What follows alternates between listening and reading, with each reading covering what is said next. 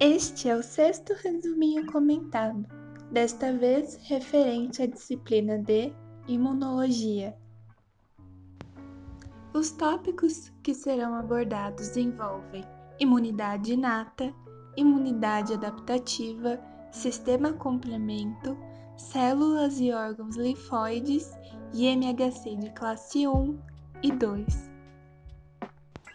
Os componentes da imunidade inata são as barreiras epiteliais, que atuam como a primeira defesa do organismo, os fagócitos, que são as células que efetuam o processo de fagocitose, as células dendríticas, que vão ser responsáveis pela apresentação dos antígenos, as células NK, que atuam contra vírus e tumores, produzindo interferon gama e sendo ativadas por citocinas liberadas pelos linfócitos T. O sistema complemento, que através de 3 vias distintas realiza a opsonização, que é o processo em que são fixadas opsoninas para auxiliar o processo de fagocitose. A inflamação, que possibilita que os leucócitos alcancem o local injuriado e realizem a fagocitose do agente etiológico. Os interferons, que são divididos em 3 tipos. Os interferons alfa e beta impedem a replicação viral através da degradação do RNA mensageiro, consequentemente, inibindo a síntese proteica e impedindo a ação do vírus. Os interferons gama atuam na recrutação de maquinaria celular, ou seja, chamam as células para ajudar na luta contra o patógeno.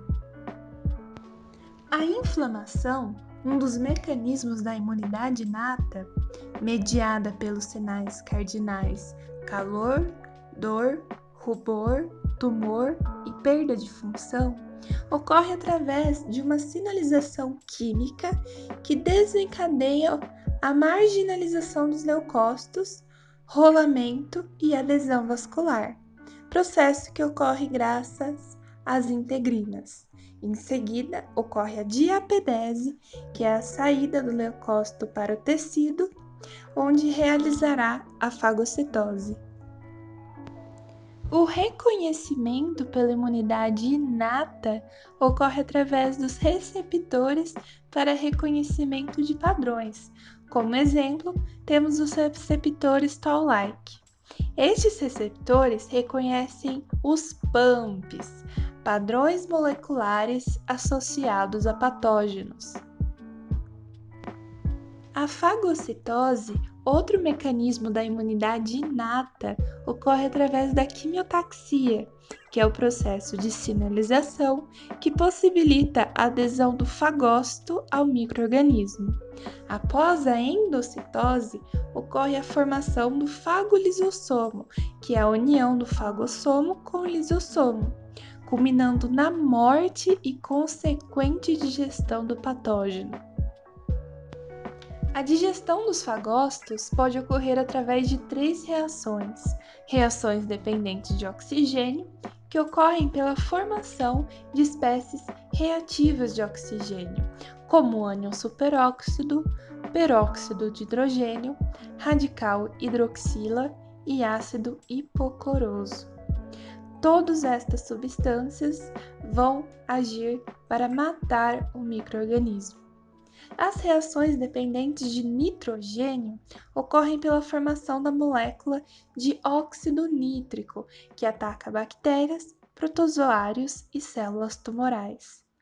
Caso o óxido nítrico se unir ao íon oxigênio, ele forma o peroxinítrico, que age como microbicida. Por fim, temos as reações independentes de oxigênio, que acontecem através de substâncias que compõem os grânulos dos fagócitos. Neste mecanismo, as proteínas catiônicas lisam diretamente os patógenos.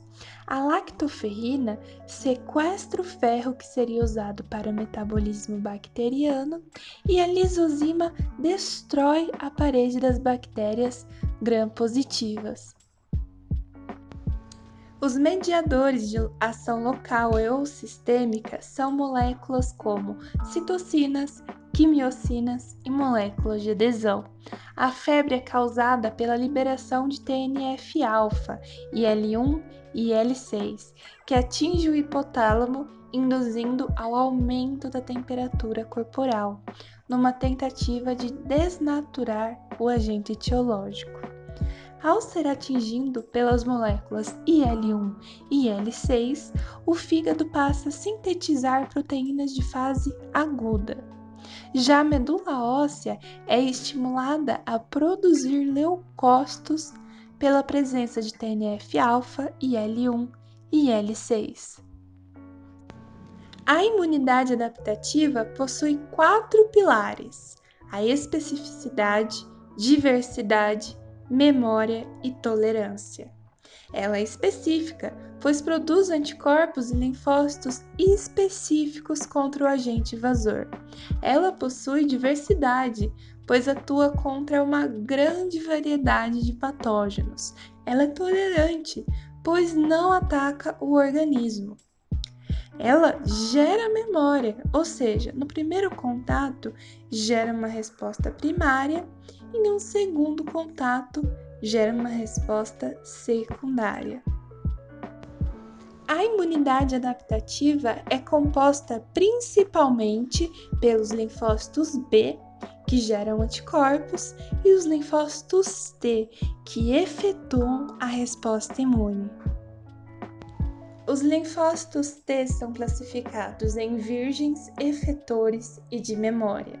Sua ativação ocorre mediante a interação TCR mais MHC, além da atuação de moléculas acessórias com as células apresentadoras de antígeno ligantes. Os linfócitos virgens foram recém-produzidos e não entraram em contato com nenhum antígeno. Já os linfócitos efetores são aqueles que agem no primeiro contato com o antígeno, enquanto que os linfócitos de memória atuam em contatos posteriores com o mesmo antígeno. Os linfócitos T auxiliares são divididos em linfócitos T auxiliares 1, que atuam na presença de bactérias, produzindo o interferon gama a partir do fator de transcrição TBET e agem ativando macrófagos.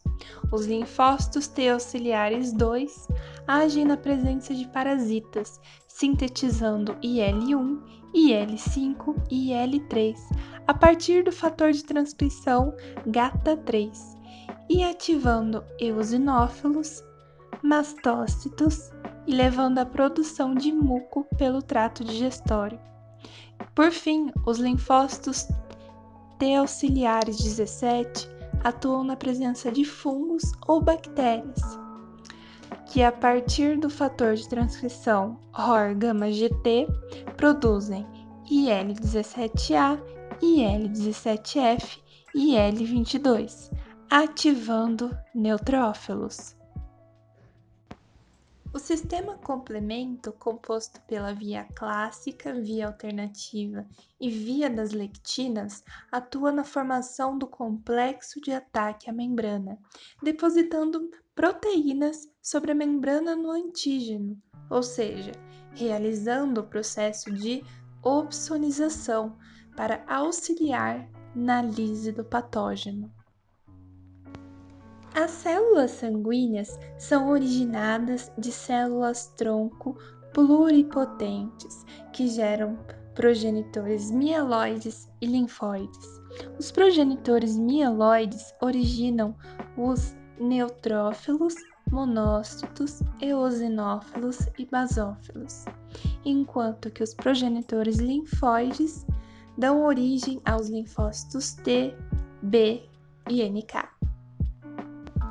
Os órgãos linfóides envolvem as amígdalas, timo, gânglios linfáticos, vasos linfáticos, baço, placas de Peyer, apêndice, medula óssea e linfonodos.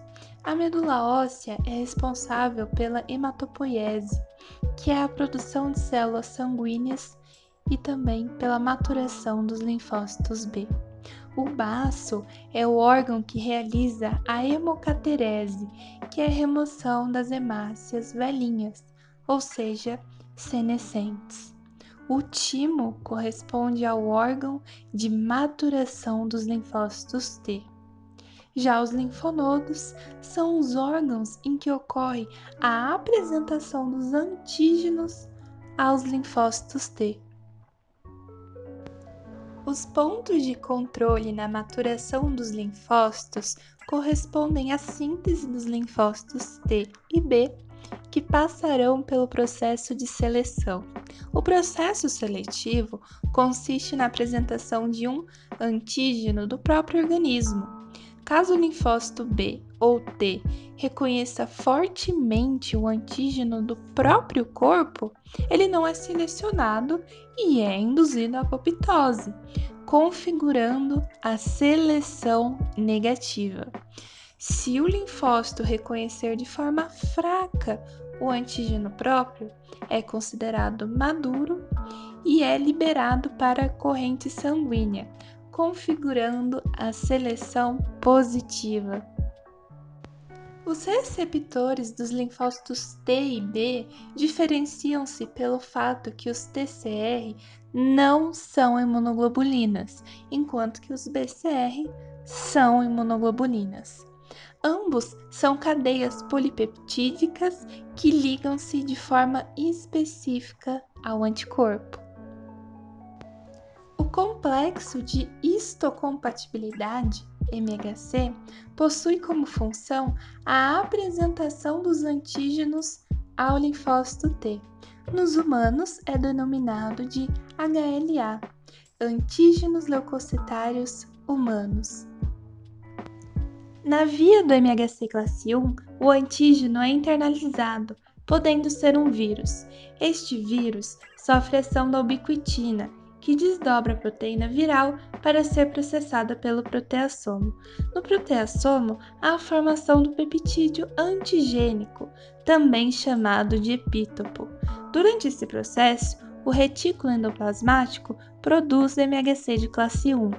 Então, a proteína TAP desloca o peptídeo em direção ao retículo, para que ocorra a união entre o peptídeo antigênico e o MHC1.